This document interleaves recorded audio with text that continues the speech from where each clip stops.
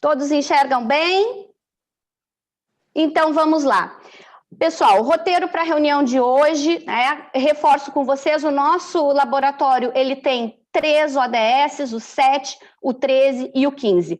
Qual é a ideia agora, então? Que todos compreendam a realidade e a atualidade sobre o essencial de informação a respeito da ciência das mudanças climáticas. Tá? Quais são os consensos científicos sobre o que não se discute, sobre o que é inequívoco, quais são as metas globais de redução de emissões, de gases de efeito estufa, de descarbonização e principalmente esses 2 últimos tópicos que vão fazer conexão direta com as nossas atividades desse laboratório.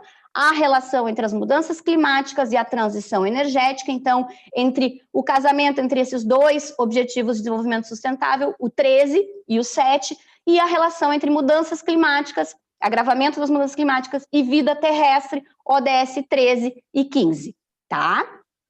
Então, vamos lá. O nosso laboratório engloba, primeiro, o ODS 7. O ODS 7 trata de dar acesso, assegurar que as comunidades tenham energia confiável, sustentável e a um preço acessível. Energia para todos e todas. Chamo a atenção que ali, entre as metas desse objetivo, isso não é do laboratório, isso são objetivos traçados e definidos pela ONU, pela Organização das Nações Unidas, tá? Nós temos ali o 7.3 e o 7.2, que eu vou chamar mais atenção, que é melhorar a eficiência energética e aumentar substancialmente a participação de energias renováveis na matriz energética global. Na matriz, naqueles fatores, naquelas causas que propiciam, são matrizes para energia, para a produção de energia, não só energia elétrica, outras energias. Eu vou diferenciar bem para vocês. O outro ODS do nosso grupo é o 13, Ação contra a Mudança Global do Clima, e aqui estão as metas do objetivo traçadas pela Organização das Nações Unidas. E, por fim, no nosso laboratório, nós também vamos, de forma transversal, trabalhar o ODS 15, que diz respeito a promover e melhorar os ecossistemas terrestres. Desse 15, a ideia é que nós consigamos traçar qual é a ligação mais aproximada, a ligação mais real que o 15 tem com as mudanças climáticas. E aí eu chamo a atenção tanto para ali os objetivos, as metas desse ODS, 15.4, 15.3, 15.2, que dizem, porque essas dizem respeito justamente a linkar com mitigação das mudanças climáticas, tratar de reduzir desmatamento, tratar de colocar uma reflorestar, esses sim atendem e se conectam de forma mais intensa, não que outros não se conectem, mas esses sim. Então, assim, esses 3 são os ODS que a nossa oficina, nosso laboratório vai desenvolver. Para a gente começar, a gente precisa entender o que está ocorrendo, né? E eu vou partir do pressuposto que talvez a gente não saiba as informações essenciais. Então, a primeira informação essencial, o primeiro conceito que é preciso saber é, afinal de contas, o que é o efeito estufa e o que é a exacerbação do efeito estufa. Fonte mais segura, científica, para a gente se informar a respeito disso, eu já coloco aqui direto para vocês, porque daí vocês podem acessar depois e ver os conteúdos escritos, os conteúdos em vídeo, as publicações, mas nós temos já um consenso bem definido sobre o que é o efeito estufa e o que é a exacerbação antrópica por causas preponderantemente humanas desse fenômeno, que é um fenômeno natural. O que é? E essa é uma figura chave, né? Se vocês não conhecem esse cientista da NASA, é um físico, o nome dele é James Hansen, ele já em 1988, pessoal, no ano que nós estávamos promulgando a nossa Constituição, essa é uma foto dele em 88, já indo ao Congresso americano, na condição de cientista da NASA, e explicando: a era das mudanças climáticas chegou no mundo, chegou nos Estados Unidos, exacerbamos o efeito estufa, precisamos reverter e precisamos desenvolver um plano que trace exatamente esses tópicos. Isso ele disse em 1988. Esse ali de chapéu na foto é o mesmo James Hansen agora, em 2018, na frente de um tribunal, porque ele está ajuizando várias e várias ações, porque toda essa informação científica que há mais de 30 anos é conhecida, é publicada e é divulgada, não tem repercutido de forma suficiente, não tem alterado o status quo de forma significativa a respeito da formulação de políticas para conter o problema. Tá? Essa publicação resulta justamente, é uma publicação da EPA americana, de 1990, pessoal, em que se a partir do relato do James Hansen, dizendo que o efeito estufa estava exacerbado e que isso tinha causa antrópica, que isso era preponderantemente causado pela queima de combustíveis fósseis, que era preciso agir logo. A EPA, que é um órgão equivalente ao nosso, um misto de IBAMA e Ministério do Meio Ambiente brasileiro, mas lá no contexto americano, publica esse documento em dezembro de 1990 e já dá a informação, já resume o relato feito pelo James Hansen e já coloca e já publica que o único caminho, né, para se atingir, estabilizar o aquecimento global, estabilizar o efeito estufa, a exacerbação do efeito estufa, seria justamente reduzir significativamente as emissões, principalmente de CO2, principalmente do dióxido de carbono. Para dizer para vocês que, assim, desde 1988, já se sabe, já se tem um conhecimento bem aprofundado de quais são as causas do que é o efeito estufa e do que exacerba o efeito estufa. Mas vamos lá. O que é o efeito estufa? O efeito estufa em si não é uma coisa ruim. Na verdade, o efeito estufa é um fenômeno natural que permite que nós tenhamos vida humana e não humana no planeta. O efeito estufa é simplesmente o fato de nós termos aqui um manto de gases que envolve a Terra, que faz com que a Terra permaneça, receba as ondas de calor do Sol, e que, ao baterem no planeta e retornarem em outro tamanho de onda, parte delas fique presa por esse conjunto de gases, essa película como se fosse um vidro de uma estufa onde nós criamos plantas, e que sustente a temperatura do planeta numa média, que era a situação ideal, entre 14 e 15 graus Celsius ou 59 Fahrenheit. O efeito estufa em si, natural, não é ruim, ele é bom. Esse conjunto de gases que existe aqui permite que nós tenhamos condições de vida, permite que nós estejamos no que a NASA chama de uma zona Goldilocks, numa zona habitável, numa zona ideal. Se nós fôssemos um planeta mais próximo do Sol, como é Mercúrio, nós não teríamos vida, mesmo que tivéssemos gases, porque estaríamos muito próximos. Nós estamos numa distância perfeita e nós temos os gases que a Lua, por exemplo, não tem. E é por isso que, apesar de nós estarmos numa distância similar do Sol, aqui tem vida, aqui se permite, aqui se constrói essa camada protetora de gases. Que gases são esses? Esses gases são 7, na verdade. E agora vamos entender qual é cada um deles e qual é o potencial de ação deles, né? Os gases que naturalmente fazem essa camada protetora e que até, bem dizer, 1950 e 60 não estava em situação de desequilíbrio. Estava, né, com uma produção, com uma emissão por meios naturais e meios também humanos, mais ou menos em equilíbrio, mantinha a sua concentração em partes por milhão, em equilíbrio ali. Que gases são esses? Na composição das emissões, na média global, a gente depois vai ver que no Brasil esse rateio percentual é um pouquinho diferente, mas na média global, dos 7 gases que fazem essa camada protetora, a gente tem o dióxido de carbono, o chamado CO2, como o principal, o preponderante.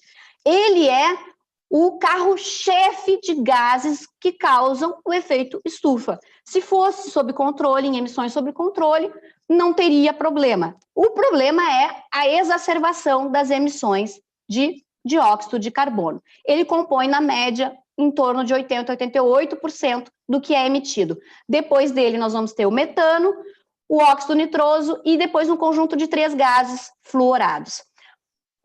O dióxido de carbono, o conhecido CO2, ele é sim o principal, porque ele é o que tem mais e o que tem mais emissões até hoje. Qual é a principal fonte de emissões de CO2?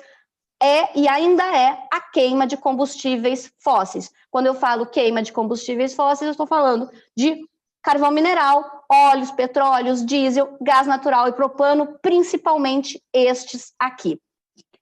Por isso, pelo CO2 ser o tão preponderante e ser o mais queimado e o mais emitido, toda a contagem do aquecimento global é feita em CO2 equivalente. Eles pegam todos os outros gases, convertem em quanto isso seria de CO2 e a medição é feita em toneladas de CO2 equivalente. Isso mostra o quanto ele é o mais nocivo na repartição. Tem realidades díspares, a gente vai ver que no contexto brasileiro, esses percentuais, mas ainda no contexto brasileiro, o CO2, sim, é o principal.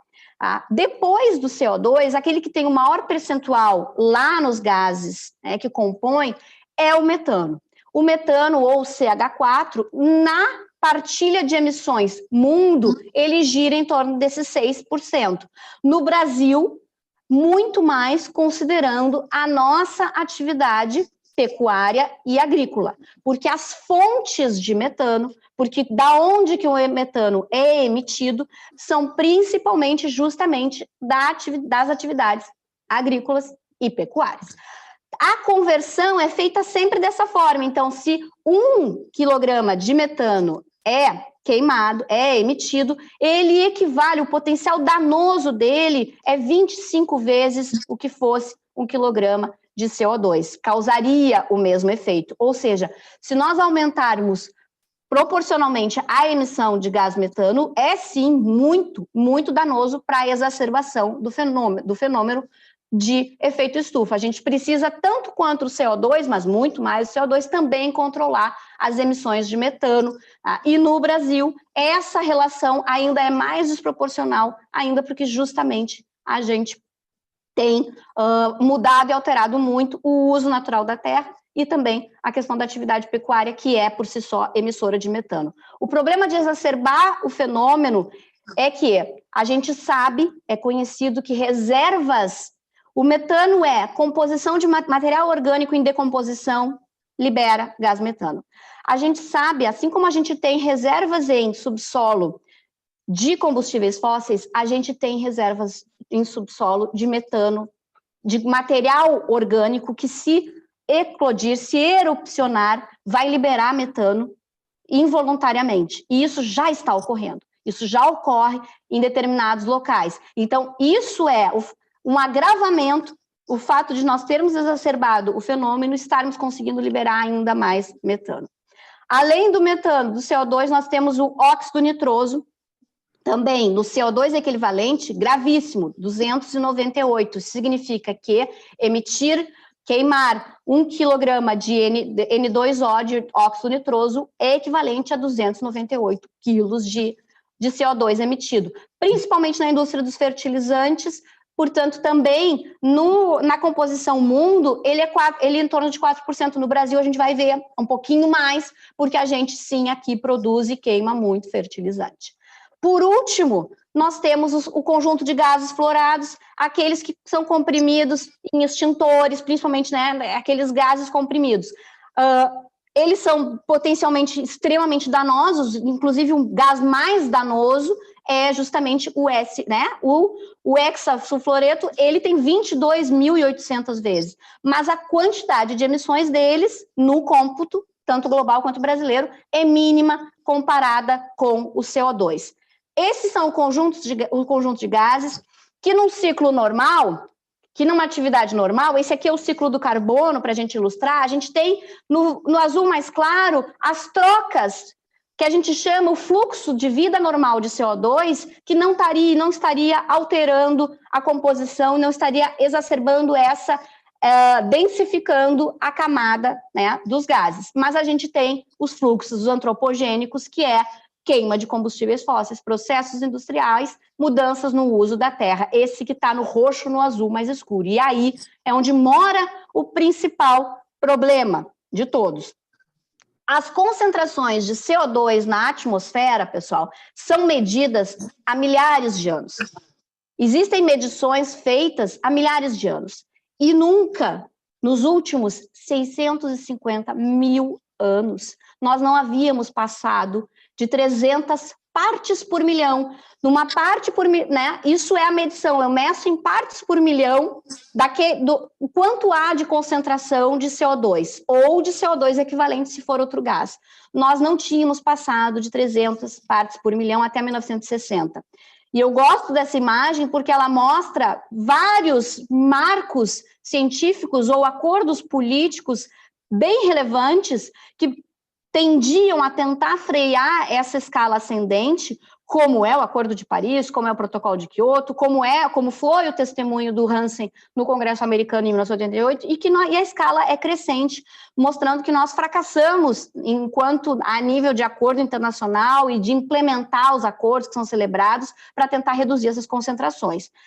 A concentração hoje, tá? Essa é uma imagem que eu tirei agora, do Climate NASA, agora em novembro, ainda no finalzinho de novembro, a concentração de CO2 na atmosfera está no nível mais alto da história da humanidade. Nós vivíamos nessa linha baixa, abaixo dos 300 partes por milhão, até 1950, e agora nós estamos em 410 para 415 partes por milhão.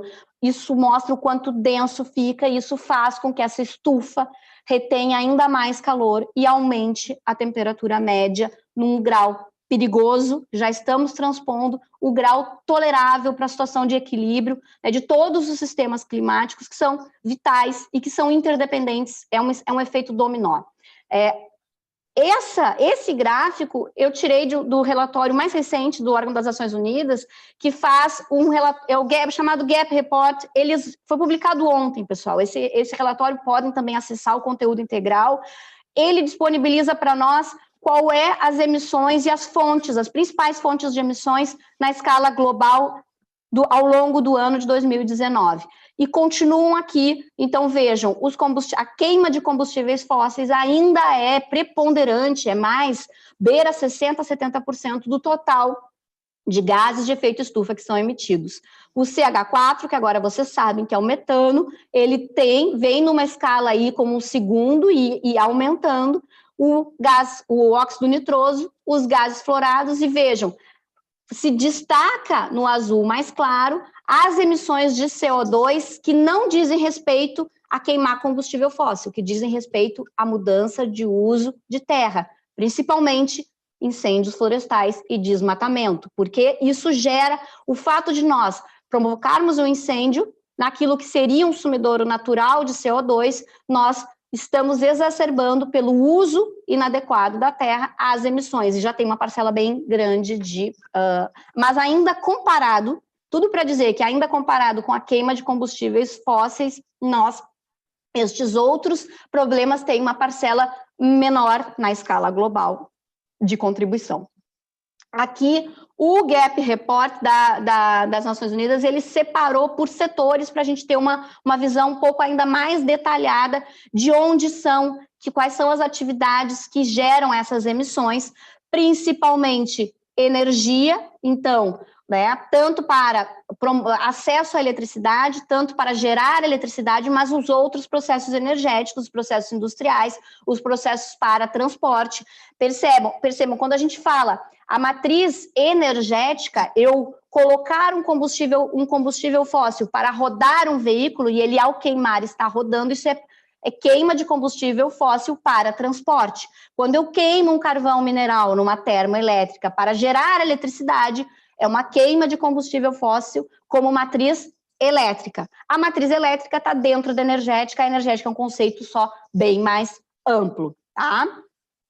E aqui é importante a gente diferenciar também o quanto de CO2 é queimado a partir de cada um dos combustíveis, dos principais combustíveis fósseis que existem, tá? E para a gente também quebrar qualquer mito, esses são os campeões, né? O coal é o carvão mineral, o conhecido carvão mineral. Ele é se eu queimar a mesma unidade de carvão, eu vou queimar mais CO2, depois diesel, gasolina e propano e gás natural.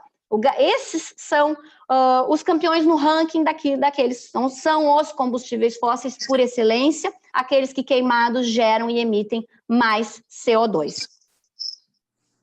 Não há qualquer dúvida científica, aqui são vários órgãos que monitoram, organismos internacionais que acompanham o aumento médio das temperaturas, nós já passamos de 1,1, vamos para 1,2 graus Celsius, a mais do que os chamados níveis pré-industriais de temperatura. Nós vínhamos, vejam, a exacerbação do fenômeno é visível porque nós mantínhamos uma noção de estabilidade tanto da concentração de CO2 quanto da temperatura média no planeta até, bem dizer, 1950 a 1960. É dali, é tudo muito rápido e é tudo muito recente em termos de escala, em termos de vida. Novembro de 2020 acaba de ser registrado como o mês mais quente da história. Tá? O Copérnicos é um órgão de medição de climatologia do bloco europeu, extremamente confiável também. Provavelmente os outros órgãos equivalentes agora vão divulgar os seus relatórios, o NOAA também, dizendo e confirmando essa avaliação do Copérnicos de que nós acabamos de ter, apesar das reduções de emissões da pandemia, apesar de uma aparente diminuição da poluição atmosférica, para dizer que, na verdade, tudo que ocorreu não resolve o problema, o fato de nós termos diminuído involuntariamente a nossa atividade industrial, os transportes, a aviação, os setores que emitem muito, o CO2 e os outros gases, depois de emitidos na atmosfera, eles permanecem por muito tempo, tá? E também tudo para dizer que não tem solução mágica que não seja as soluções que estão sendo apontadas pelo consenso científico há um bom tempo, e talvez esse relatório do painel, né, o painel intergovernamental das mudanças climáticas, para a gente entender. O que é isso, Rafaela? O IPCC não é um órgão que faz pesquisa. O IPCC, que foi constituído pelas Nações Unidas em 1988, ele é um conjunto de cientistas designado pelos países que compõem o IPCC para avaliar as pesquisas, em torno de 5 a 6 mil pesquisas, que são feitas por universidades, por laboratórios. Eles se reúnem, e agora começaram essa semana a se reunir para o próximo relatório, virtualmente, é claro, e avaliam e chegam aos consensos e divulgam um relatório do consenso médio, aquilo em que todos... Então, nós vamos ter um representante das mudanças climáticas para o IPCC, designado pela China, pela Comunidade Europeia, por cada país da Comunidade Europeia, pelos Estados Unidos, pelo Brasil, mais de um, sentam, e o relatório, para vocês entenderem, ele é a média, ele nunca captura as posições mais alarmistas e mais conservadoras. Ele coloca ali a síntese daquilo que todos concordaram, daquilo que... E ainda coloca em medições de probabilidade, raramente utiliza as expressões é inequívoco, afirmamos. E quando ele utiliza, é porque realmente todos concordaram. Em 2007, o IPCC, no seu relatório, disse é inequívoco que a temperatura média da Terra está aumentando e é inequívoco que a causa é humana. É inequívoco que a causa é queima de combustíveis fósseis preponderantemente. Nesse relatório, que é o mais recente, é o último, é o IPCC de outubro de 2018, o IPCC foi categórico. Olha, temos que manter o aumento médio, a situação ideal é aumentar só 1,5 graus. Se aumentarmos e tolerar um aumento de 2, aumento de 2 já representa danos, eu vou botar aqui para vocês, a diferença entre os riscos, as consequências, se permitirmos um aumento de 2, são bem mais danosas, são bem mais catastróficas em proporções do que conseguirmos conter um aumento em 1,5 graus. A janela temporal para fazermos isso, no máximo 2030. Se em 2030 a medição disser que nós já passamos de 1,5 graus, o IPCC diz é muito provável que a situação climática fuja do controle. E o IPCC foi mais detalhista ainda. O que ele disse? O caminho é reduzir o mais rápido possível as emissões líquidas de CO2. Em 2018, eles disseram essa redução tem que ser daqui para frente 7,6% a 8% ao ano até 2030. Disse em outubro de 2018. Os outros, reduzir é fechar a torneira. É fechar a torneira.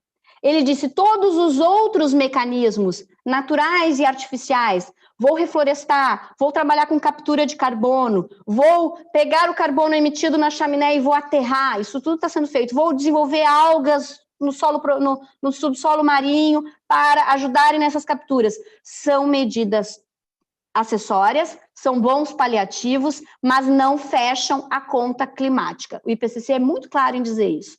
O que acontece?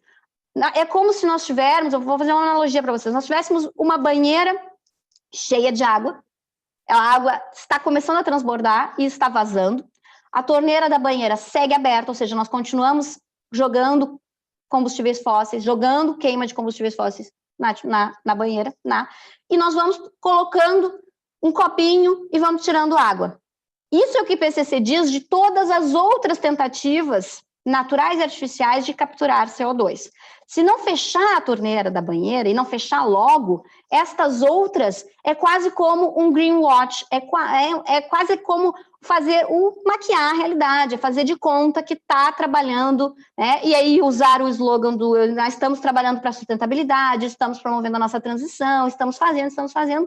Na prática, fechou a torneira, reduziu emissões, está fazendo. Se não fizer, não fecha com um consenso científico muito claro, pessoal. A relação entre pandemias e mudanças climáticas já é conhecida muito antes da eclosão do Covid-19. Nesse relatório de 2016, as Nações Unidas já reportaram como um tópico de emergência, de preocupação, o aumento de coronavírus. Isso já é dito nesse relatório. Esse relatório fez um link direto quanto a todas as doenças que emergiram, as zoonoses serem provenientes, né, serem zoonoses, terem uma origem animal e terem por spillover passado para o ambiente humano, quais os fatores que incrementariam os riscos de zoonoses, aqui muito claros, tá? Fica como sugestão para todos também se atualizarem sobre essa correlação, ela também não tem dúvidas. Depois do IPCC ter divulgado aquele relatório, né, há todo um movimento de acordar. É quase como um wake-up call, assim, para vários cenários, né? Aqui, uma das conclusões de que deveria haver esse corte de emissões de 7,6 do CO2 por ano para chegar nas metas. O Acordo de Paris, ele é um acordo político em que as nações se comprometem a entregar essas metas, cada uma coloca as suas nações, as contribuições nacionais determinadas, quanto vai conseguir reduzir, mas o somatório dessas contribuições, dessas NDCs que os países entregam e já entregaram, ele vai chegar a um aumento de 3,2. Ele não vai chegar a 1,5. Se a gente trabalhar com cada uma das NDCs que cada país, inclusive o Brasil, se comprometeu. Então, esse relatório de ontem, né, que mostra esse gap, o que é o gap? É o quanto nós estamos longe de cumprir aquilo que o IPCC disse, aquilo que o Acordo de Paris disse, o quanto nós estamos aumentando a distância entre as políticas públicas hoje relacionadas ao tema reduzir emissões e o quanto nós deveríamos estar fazendo. No relatório de 2019 já era o maior gap. Aqui nós vamos ter uma mínima perspectiva otimista, mas que foi muito esporte de circulação e de produção energética em função da pandemia. Tá? E isso, inclusive, é o que reflete, e hoje se reflete cada vez mais também no mercado financeiro, também na economia. O que já se sabe? Já se sabe que existe uma bolha de carbono, que, na verdade, de todas as reservas conhecidas de carvão mineral, de óleos e de petróleo, de gás natural, que já foram mapeadas, falo, por exemplo, de várias bacias não exploradas no nosso pré-sal. De tudo que já sabemos que tem de reserva de combustíveis fósseis, apenas uma pequena parte dela é passível de ser queimada para manter a temperatura média nos 2 graus. Isso faz com que, inclusive, sob o ponto de vista daqueles que investem investimentos futuros em combustíveis fósseis, estejam perdendo qualquer capacidade de liquidez futura. Percebem? Não vale mais, é arriscado, é um risco muito grande, inclusive sob o ponto de vista financeiro, investir em novas prospecções, porque se sabe que poderá vir, e virá, políticas regulatórias específicas que proíbam a queima dessas prospecções, porque a conta não fecha, existe uma bolha de carbono. Tá? Isso tem repercutido, ganhou corpo, né? Aqui é só para ilustrar, a gente tem um movimento de desinvestimento, não investir mais em combustíveis fósseis, que ganha uma proporção astronômica desde o relatório do IPCC de 2018, em 2019 ganha corpo mais ainda, grandes instituições, grandes corporações que são responsáveis por gerir investimentos privados de outros. Por exemplo, a maior gestora de ativos no mundo, que é a BlackRock, ela já desde 2019 tem uma postura agora em 2020 renovada no sentido de dizer nós não investiremos mais em combustíveis fósseis, nós vamos colocar o nosso aporte de recursos em outras soluções energéticas, em outras matrizes, em outras questões, e é uma carteira, eles têm 7,2 trilhões de dólares, então, de carteira, de tudo que as pessoas depositam e querem que seja investido, é um movimento que também é bom de acompanhar. Tá? Ontem veio essa notícia do Estado americano de Nova York, para a gente ter uma noção, o seu fundo de pensão, né, se comprometendo, é um fundo de pensão que tem ativos para gerir 226 bilhões de dólares, não mais desinvestir completamente, desinvestir em combustíveis fósseis, nós não vamos mais colocar o nosso capital ou colocar à disposição recursos para essas indústrias, para esse modelo de indústria. Tem um movimento organizado também pelas Nações Unidas de que a retomada, a recuperação seja neutra em carbono, né, a corrida para o zero, net zero, várias companhias se comprometendo, dizendo, esse é o nosso único futuro, vamos lá, vamos ambicionar, vamos aportar capital em soluções verdes, em energias renováveis, vamos, então, realmente entregar, porque essa é a década da entrega, 2020 a 2030, ou a gente cumpre, ou a gente começa tem a noção dos efeitos. Mas, assim, quem é que importa mesmo nessa discussão se vai fazer ou não vai fazer, pessoal? Para ser bem clara com vocês, nós tem parcelas de corporações que realmente desempenham um papel significativo, que são os principais players nisso, porque se houver um comprometimento de transição energética destes, nós temos sim alguma chance, muito mais do que dos países, do que os fundos de investimento, de que forma essas grandes companhias vão se comportar daqui para frente, é que vai ditar se todo esse alinhamento político, científico, vai ou não resultar em efetividade. Por que eu digo isso? Nós temos bem mapeado mais em torno de só 20 companhias, né? 20, algumas são públicas, outras são privadas, elas sozinhas são responsáveis por 1/3 das emissões de CO2. Essas companhias, como elas vão se comportar daqui para frente com esse manancial de informação, sabendo que agora elas têm um valor de mercado também reduzido pelo risco climático que a atividade fim, pelo produto que elas vendem, representa, algumas delas, inclusive, já mudaram, né, já dizem, nós somos uma companhia de energia, nós não somos mais uma empresa de queima de combustíveis fósseis ou de refino de combustíveis fósseis. Além dessas, 20 são responsáveis por em torno de 1/3 das emissões. E só 100, são 100 companhias. 100 são responsáveis por em torno de 70% das emissões de CO2 no mundo. Então, a rigor, são esses os personagens centrais que eu tenho me debruçado para ver daqui para frente quais são os compromissos deles em reduzir emissões. Porque se estes 20 ou se estes 100, de fato, entregarem uma meta objetiva de redução de emissões, a conta vai fechar. Do contrário, não tem mágica, pessoal, não vai fechar. Só para vocês terem uma noção, né, em termos de consumo e de queima de carvão mineral, a China, de 2018 em diante, ela é o país que sozinho queima mais carvão mineral do que todos os outros países juntos. Eu tenho que olhar de que forma essas companhias estão pensando projetar ou não a sua recuperação pós-pandemia, a sua retomada econômica, se ela é verde, se ela não é, se ela tem esse compromisso com o Acordo de Paris ou se ela não tem. Aqui são os principais países e grupo de países emissores, para vocês verem o quanto desde 2005 a China se distancia de todos os demais. E a China, ao longo do ano passado, ela se comprometeu com muitas novas plantas de carvão mineral ao longo do mundo. Eu chamo a atenção que o único país do continente americano que figura recebendo esses valores para novas plantas de carvão mineral é o Brasil, tá? Isso preocupa, porque se esses projetos forem adiante, talvez seja para um carvão mineral que vai ser remetido novamente para a China para ser queimado lá. E aí percebam, a gente tem a nossa conta brasileira de emissões.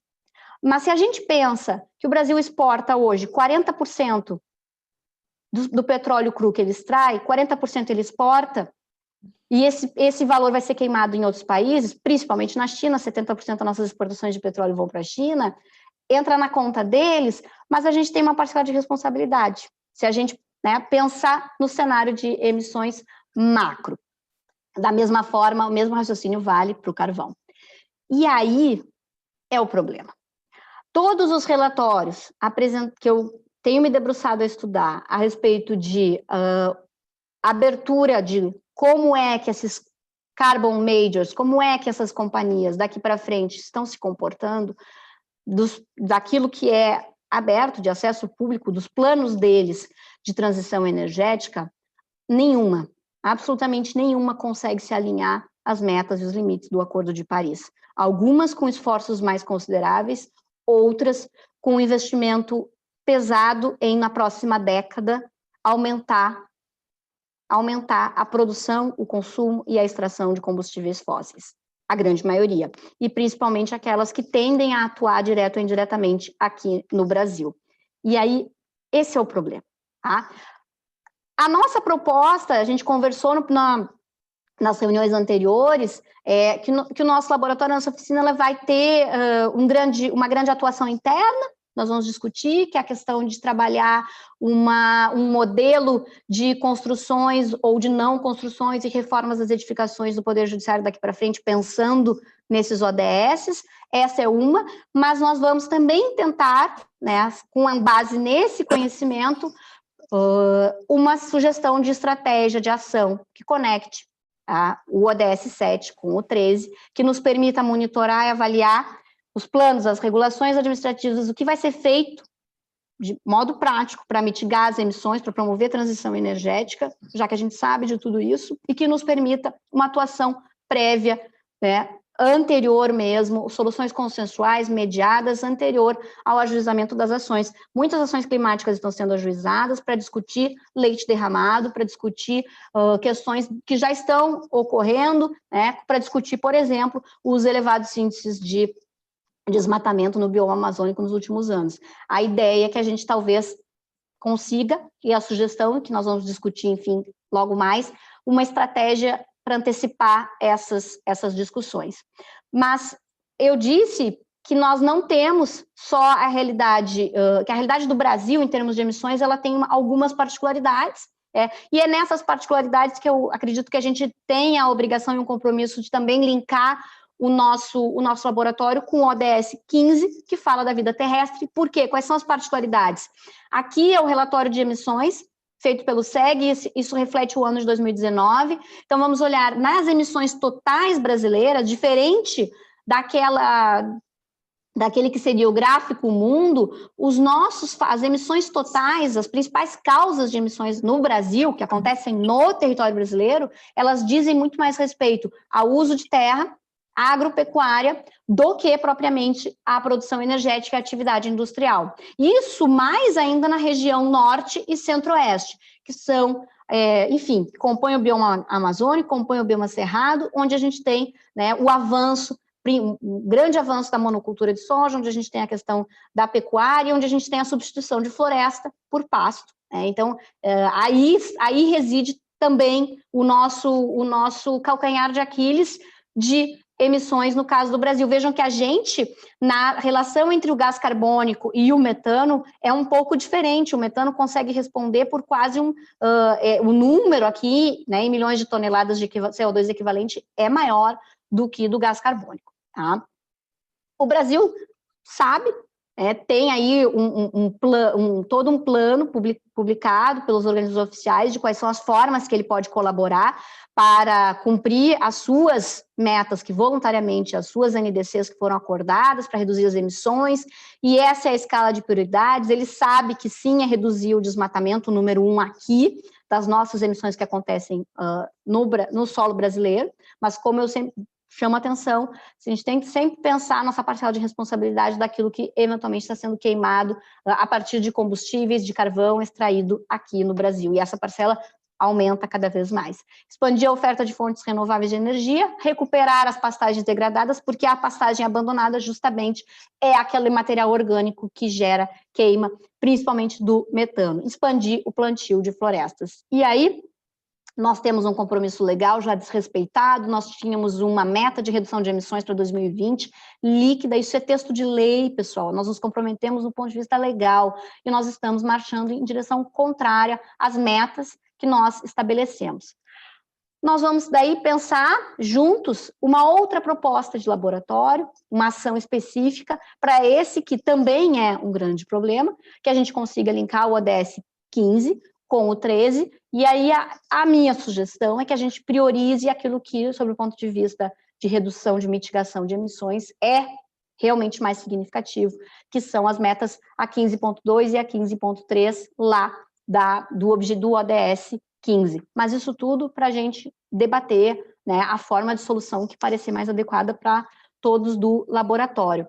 Para atualizar, ontem, o Brasil divulga, então, a sua meta, a atualização de meta de redução a nova meta brasileira, a sua NDC, e joga, né, então, uma promessa de neutralidade de emissões de gases até 2060, muito semelhante ao que foi feito pela China agora em setembro pelo presidente chinês, jogar para 2060 essa neutralidade de emissões. E nessa declaração, que é a publicação da Agência Brasil, é no sentido de que o Brasil aceitaria receber recursos, voltar a receber recursos de países que queiram colaborar com projetos para que essa meta seja alcançada antes, tá? Chamo atenção, e já vou finalizar, que nós temos iniciativas paralelas em curso, ocorrendo no âmbito do CNJ, e que tem relação com o ODS 15 e o 13. Nós temos já em curso uma iniciativa que é o Monitora 15, um laboratório, que está consolidando e vai fazer todo um acompanhamento de decisões. Então, assim, já no âmbito daquilo que é judicializado, conseguir acompanhar a tomada de decisões que digam respeito ao combate aos, principalmente, crimes ambientais, crimes florestais, que direto ou indiretamente impactam o clima. Então, me parece que vai ser um grande banco de dados para observar a tomada de decisões e conseguir divulgar boas iniciativas. E agora, muito recentemente, no Encontro Nacional do Poder Judiciário, se divulgou uma meta de priorizar o julgamento dos crimes ambientais, justamente enfocando esses ODS, para a gente saber que tem essas outras iniciativas em paralelo, mas que eu realmente acredito que a nossa possa ter outro foco, possa ser diferente. Tá? Muito obrigada por enquanto, pessoal. Eu acho que eu tentei, né, nessa apresentação, colocar vocês a par assim, do que são os nossos grandes desafios, do como é que a gente vai pensar, mas agora eu fecho o compartilhamento para a gente continuar e peço daí para o Matheus só encerrar a gravação. Obrigada.